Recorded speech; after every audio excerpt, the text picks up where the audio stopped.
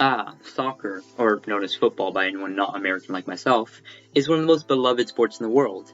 I've been infatuated with it myself since I discovered it about a decade ago, and now I strongly support my local MLS team, the San Jose Earthquakes, along with tuning in to loads of other leagues like the Premier League, Serie A, Bundesliga, La Liga, Champions League, international football, so you name it, I've probably watched it at some point. Maybe not legally, but that doesn't matter.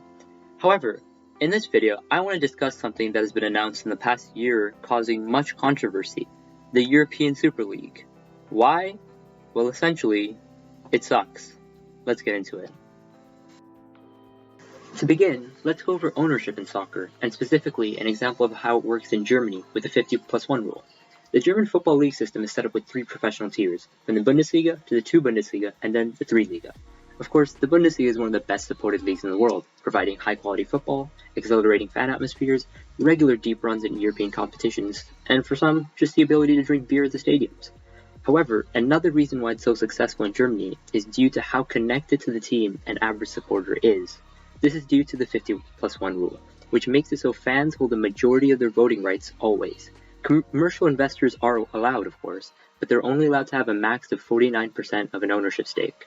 Basically, this stops companies or sponsors from effectively owning the teams over the fans and treating them like consumers, and this is because the fans have the majority say. This has kept the league extremely healthy in comparison to the other leagues with finances, and fans feel much more connected and involved as well, as they are treated as a supporter first. An example of this being Borussia Dortmund. It has 139,000 paying members who get to vote on issues such as increasing ticket prices, and they can veto it if they don't want it. No wonder the yellow walls stay so strong. However, of course, there's always some loopholes, and that's where RB Leipzig comes in. In 2009, Red Bull purchased a 5th-tier German club called, and I may butcher this, SSV Markranstadt, and rebranded them completely, changed the logo, the name, the license, the kits, the colors, and it became essentially an advertisement for Red Bull. Now, how is that possible under the 50+1 rule, you may ask? Well, unlike Dortmund, where being a voting member costs 62 euros annually, at Red Bull, the lowest tier of membership, the Gold, is 1,000 euros per year. All this so that there are only 17 members or voters, all of whom work at Red Bull or are associates themselves. And just in case, since being named after sponsors isn't allowed in Germany, they even pretend that the RB doesn't stand for Red Bull and stands for Rasenball Sport, which means lawn ball sports apparently in German. Sure, someone should probably tell the marketing team to stop using Red Bulls everywhere though. However, the point of this is, the greed of the owners and sponsors will stop at nothing for profits, even in a country like Germany, where football is specifically set up to be against it. In other leagues though, there are no rules, and maybe not as blatant as Red Bull, it can be arguably worse. This is a perfect segue to our next part, financial fair play. Introduced by UEFA in 2010, it aims to stop clubs from spending beyond their means and prevent something called financial doping. In order to comply with financial fair play, clubs may spend up to 5 million euros more than they earn in an assessment period, which is about 3 years. However, net losses of up to 30 million euros are permissible in this time period, as long as the owner can afford to bail them out. An example being many Premier League owners such as the Glazer family, Stan Kroenke, or Roman Abramovich, as they can easily recover to help their teams still spend competitively without breaking financial fair play. Sponsorship from companies, on the other hand, is a gray area, and there are no specific values that break FFP. This is done upon investigation by UEFA. All of this to say, the system is not nearly as tight as it should be. The consequences of breaking the rules also, they can be point deductions in domestic leagues, bans on registering new transfer players, or even being banned from European competitions, which Sheikh Mansour and Manchester City have been threatened by, but never has it come to fruition. In fact, just this transfer window, Manchester City spent 100 million euros on Jack Grealish from Aston Villa, in a position which, let's be real, they have more than enough depth for. Moreover, that's almost the valuation of Burnley in the Premier League as a football club, a competitor to Manchester City in the top flight, as they're worth about 144 million euros. And that's including the massive broadcast TV packages from being in the Premier League. So clearly, financial fair play is not doing enough to stop the rich owners, and there lies the problem. Super League is only for rich owners. The idea of a European Super League just furthers the gulf between the top teams in Europe and the rest, and it gatekeeps further revenue.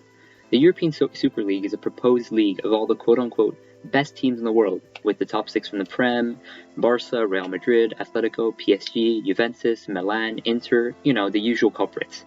It's going to be set up in a league plus playoff system, and I personally have many qualms with this. But first of all, Arsenal and Tottenham both failed to finish in the top 6 last season, so why are they there? And I say that as someone who has a liking for Tottenham.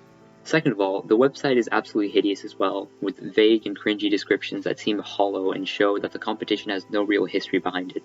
Third of all, why would supporters want this since the Champions League and Europa League already exist? Well, the thing is, they don't. Only the owners do, as this format would obviously lead to more regular big matches between the larger teams and more derbies, such as El Clasico, Manchester derbies, the North London derby, etc. This would allow them to exploit many overseas markets such as the American, Indian, Chinese markets, and doing so only alienates their teams further from their loyal supporters. I think it's because many of these greedy, honestly smooth-brain owners like Stan Kroenke come from American sports, so trying to monetize every little thing comes naturally to them. I mean, have you seen an NFL game recently? However, this time owners have gone a step too far, and supporters are finally realizing that they are nothing but consumers in the eyes of their teams, and protesting in many cases. So in all, the Super League exists solely to make the rich owners richer, and in doing so, brings me to my next point. The Super League is causing the sport to lose the essence of what makes it so special, in my opinion. Supporters will lose the excitement of big games if they're happening every week, and it also prevents the possibilities of underdog stories if every team competing is a super club of some sorts. We lose the Leicester City stories of when they won the Premier League in 2015 against 5,001 odds, led by Jamie Vardy. We lose the 2004 Porto Champions League victory with the Chosen One. We lose the Montpellier winning Ligue 1 in 2012, Ajax's deep Champions League run a few years back, so on and so forth. And that's what makes the sport so special, and the Super League takes it away from us. A few clubs like Chelsea have already pulled out of the project, and I commend them for doing so, but more must follow if the Super League is to be prevented. Anyways, I hope you enjoyed watching this, maybe you learned something insightful, leave a like if so, and thank you for watching.